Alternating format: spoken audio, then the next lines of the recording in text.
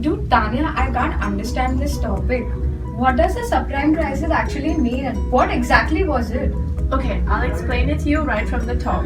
So basically, the United States subprime mortgage crisis was a nationwide banking emergency that coincided with the US recession in 2007. Now, it was triggered by a large decline in home prices, which led to mortgage delinquencies and foreclosures, and the overall devaluation of housing-related securities. Now, the financial crisis in the mortgage industry also affected our global credit market, resulting in higher interest rates and reduced availability of credit for everybody. So yeah, the most powerful nation in the world was also, for that period of time, the biggest devastation seen in the financial world ever. Okay, but who are the people involved in all this? How did the crisis completely occur? So there were a few people involved. There were kind of a couple of groups of people. I would say mainly there were the homeowners and then there were the investors. So the homeowners represented their mortgages, which represented their homes. And the investors represented their money, which then represented the various institutions that were involved. Together, we have the financial system. Now, there were brokers. They were the people who connected the homeowners to the lenders. And then there were the lenders who sold the homes under these various mortgage agreements. Now, the investment bankers played the role of creating these investment securities. I'm sure you've heard of these mortgage-backed securities and CDOs. So they created all of that. Then there were the subprime home owners. Now, these were the targets of the greedy financial system. So these are all your players in this big bucket. Okay, but how did it all begin? What is its origin, the whole crisis? So what happened was our investors, they have money, but as always, investors want more money. Traditionally, they invested in US Federal Reserve Treasuries. However, after the dot-com bust, the Fed Reserve reduced interest rates to only 1%. This was to keep the economy going. But of course, investors are never happy with a 1% return. So they looked for other opportunities. Banks and financial institutions, on the other hand, were very happy with this 1% because now it meant that they could borrow more and more money on a lower rate. So this meant cheaper credit. So what happened was all of our banks and all of our financial institutions became very highly leveraged. Now, putting two and two together, institutions and the homeowners, they came into one big bucket. So the homeowners paid a down payment on their home and then they received the mortgage agreement. Now, housing prices had always been on the rise, so this was a great investment for everybody.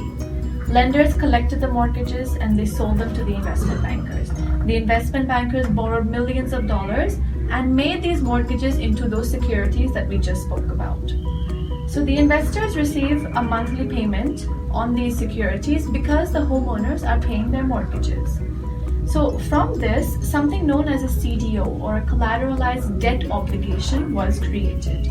Now, in this entire process, to keep things investor rated and as a marketing tool so that more investors would come forth and invest, banks would insure these CDOs, and the CRAs, which is your credit rating agency, they rated these securities as AAA, which was the safest investment available.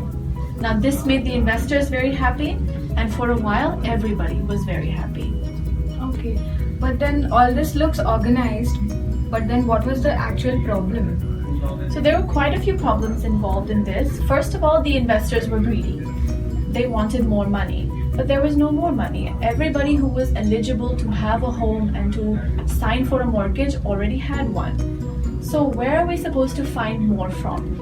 So this is where our players all turn to subprime lenders and subprime borrowers.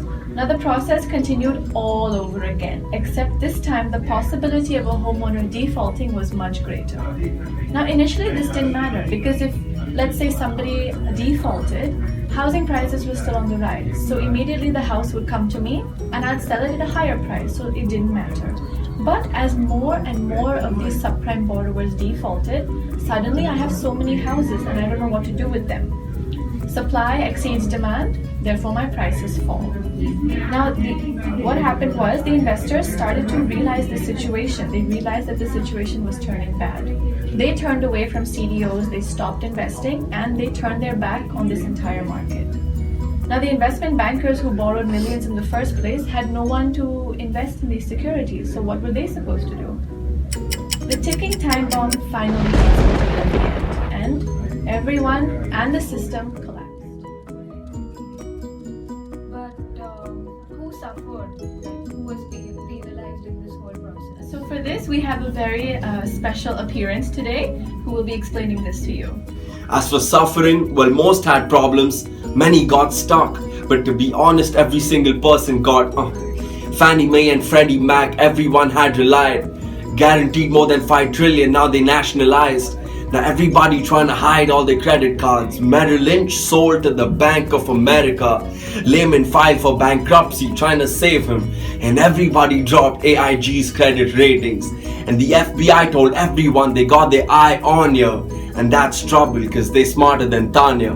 PG1. Now that I have recovered from that, how did US recover from all this mess and this whole shit?